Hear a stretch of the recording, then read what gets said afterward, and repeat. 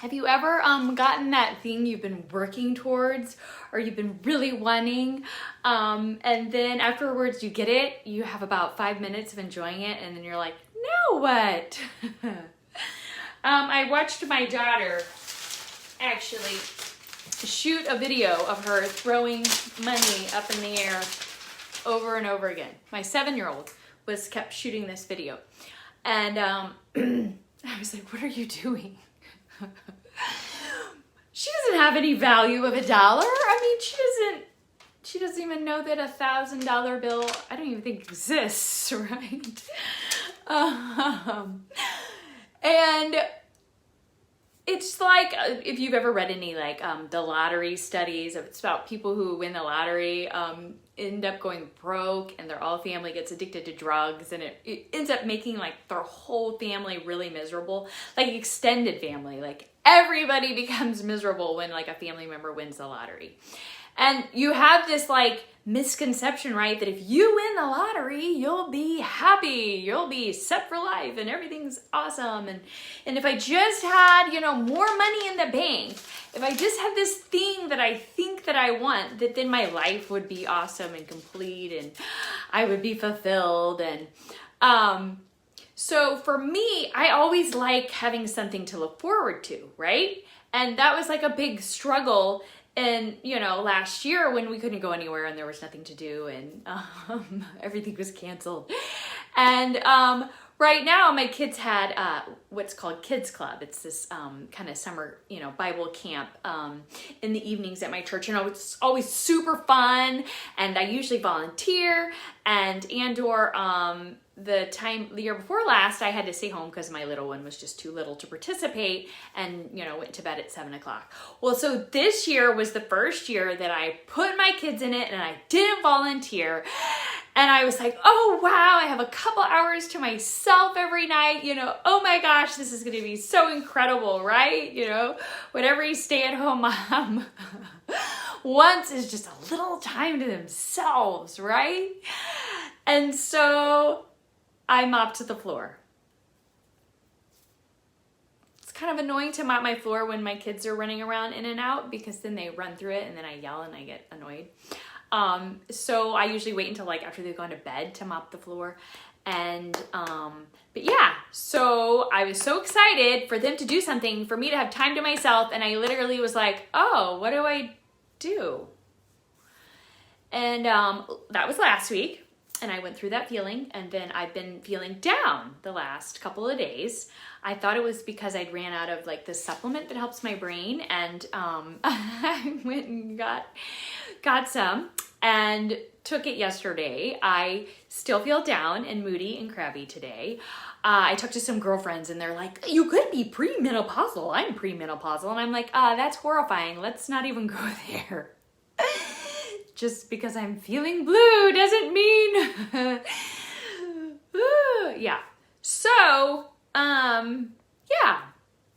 So my mood hasn't been great. I've been feeling down and I have nothing to look forward to because Kids Club is over. Oh, wah, wah, poor me, right? Some people don't have food on the table, and some people are struggling to make ends meet. There's so much big stuff going on in the world, and then that bothers me. It bothers me that I'm sad because I don't really have anything huge to be sad about. And then I have friends on my prayer list that have like real struggles. And so I try and focus on praying for them, right? And that is good. Highly recommend that. But so this is going sideways. Not what I was planning on talking about. Okay. So let's try and turn the drain around. So, yeah. I'm 44. And I hope to one day not struggle with depression, right? Because right now, this is not that bad. But the concern is that I have been depressed for huge chunks of my life. And so whenever I start to feel this way, this fear creeps in that like, oh no, it's happening again. You're gonna go there again. You don't wanna go there. And So last night there was a first time, it was actually something that I probably look forward to a lot. It was the first time ever all 3 of my kids spent the night with their cousins. That's never happened before. I've never, not had my kids at home, and or at least all of them. And once again, I had this like, woo, party, no kids. What are we gonna do? It's gonna be awesome. It's gonna be incredible. And instead, I was sad. I was like, oh, I don't want my kids to grow up. I don't want my kids to, leave the house. It made me have all these other feelings. And I'm just like, wait a second, why am I not enjoying in the moment? Like, here's this thing you look forward to. You always like, want a night to yourself, and not have to worry about your kids, and you can sleep in, and you have all these grandiose ideas. But then when you get that thing that you've wanted and looked forward to and built up in your brain, you get it and you're like, oh, well, this isn't what I expected. This isn't how I thought it was going to be. Oh, here's that thing you wanted. Here's that thing you wanted, and you're like, oh, now what? I need to work on appreciating gratitude. My husband got these tattoos. You can't see it. It was gratitude. And what was interesting is that the G and the R came off really quickly, and then it just said attitude, and someone's like, why do you have an attitude tattoo? I need to work on my gratitude.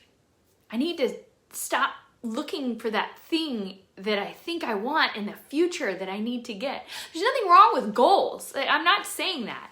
I'm just saying that I keep building up something that I think I want and that I need and it's going to make me happy. And then when I get it, I'm disappointed. And I think we all do that. And I want to work on being grateful, having gratitude in the here and the now. The no matter what I have. I love my children and I love having them at home. And sure, everybody should have a night off or go out on a date or do something like that. That's not at all what I'm saying. I'm just saying that it's just so easy to look for that thing you think you need that you don't need. And I think we all have that. And I just want to be grateful in the here and now and to look to God to fill whatever it is that I think I keep trying to fill with everything else. The last video I did was like with food and alcohol and all these things that I think are going to get me to where I want to be. I think that I'm going to get that state in my head of like, oh, now I'm happy forever and ever. And I'll always be happy now that I have this thing. And that's not life. That's not how it works. And yeah, I saw a picture that I had on my phone the other day. And I was in a bikini and my stomach looked all funny because I've had 3 kids and that's what happens.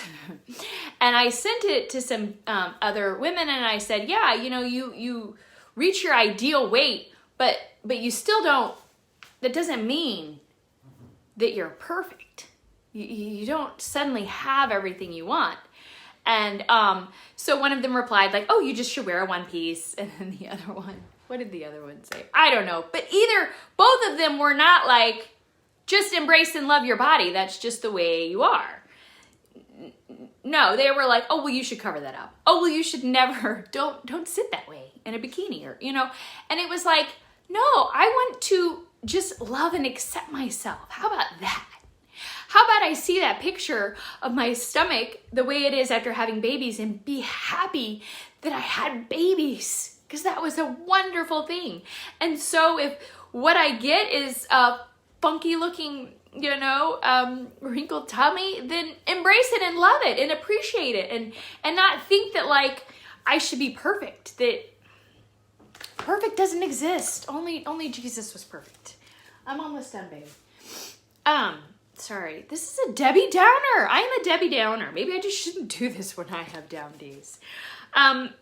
There were a lot of scripture verses I wanted to use, and actually I wanted to use a different Proverbs, but then I started reading this, and in Proverbs 28, And I just thought, Proverbs is all this wisdom, but it's really interesting because a lot of times it's kind of paradoxical, but it's good. So 28, the wicked man flees, though no one pursues, but the righteous are as bold as a lion. When a country is rebellious, it has many rulers, but a man of understanding and knowledge maintains order. A ruler who oppresses the poor is like a driving rain that leaves no crops. Those who forsake the law praise the wicked, but those who keep the law resist them. Evil men do not understand justice, but those who seek the Lord understand it fully. Better a poor man whose walk is blameless than a rich man whose ways are perverse. He who keeps the law is a discerning son, but a companion of gluttons disgraces his father. He who increases his wealth by exorbitant interest amasses it for another. Who will be kind to the poor? If anyone turns a deaf ear to the law, even his prayers are detestable. He who leads the upright along an evil path will fall into his own trap, but the blameless will receive a good inheritance. A rich man may be wise in his own eyes, but a poor man who has discernment sees through him. When the righteous triumph, there is great elation, but when the wicked rise to power, men go into hiding. He who conceals his sins does not prosper, but whoever confesses and renounces them finds mercy.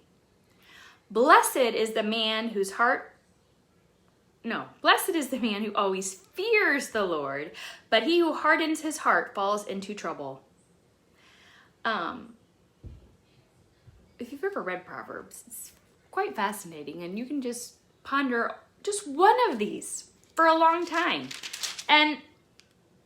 But I liked how it's honest. Does that make sense?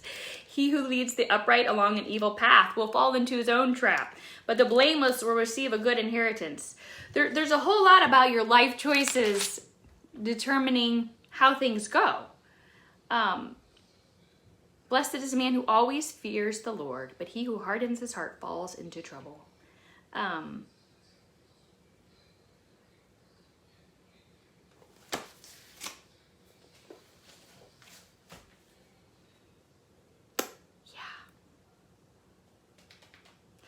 Lord, help us to keep our eyes on you and to not look for something that we think is going to make life better when you're the better and we have you and we can always find you and we can always look to you, and you got a lot of wisdom in here, but you got to give us the understanding and the implementation and lead us to where you want us to go. I don't feel like that was the right passage to read today, but that's okay. So Lord, we ask for your guidance. We ask for you to keep our eyes focused on what you want us to be grateful for in the here and the now, what you want us to run after, to chase after, to set the goals in our life that are healthy and that are for our good. And I don't want to go anywhere right now because that's what happens to me when I'm down. But I know that that's not the best thing for me. So Lord, those of us that are stuck in our head and in the down places and in the blue days and don't know where to go and don't even know where to look in here for your guidance, Lord, help us. I ask that you help whoever this extra messy one is for today. You are the prize, Lord. None of this is not the prize. The perfect bikini body is not the prize. Perfection is not the prize, Lord. You are, and I already have you. So help us keep our eyes on you, the prize.